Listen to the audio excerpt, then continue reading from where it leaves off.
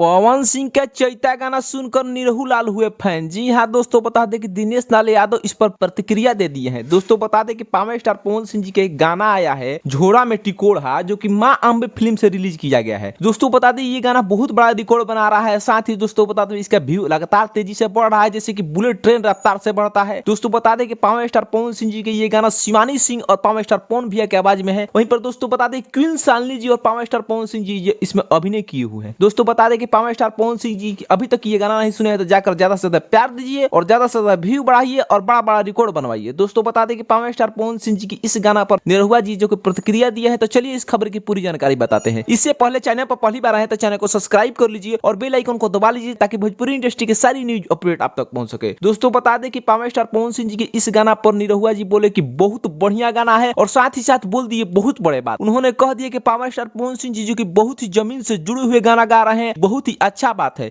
Bhojpuri industry के लिए नहीं, भोजपुरी समाज के लिए भी बहुत बात है। पूर्वांचल की सभी जनता पावर स्टार पवन सिंह जी को इसलिए ही ज्यादा से ज्यादा प्यार देता है। तो दोस्तों आपको इस निरहुआ जी के इस बात पर आप कितने % सहमत है, आप कमेंट बॉक्स में राय दीजिए। वहीं पर दोस्तों बता दें कि आप इस गाना को कितने बार सुने हैं, आप कमेंट बॉक्स में बताइए।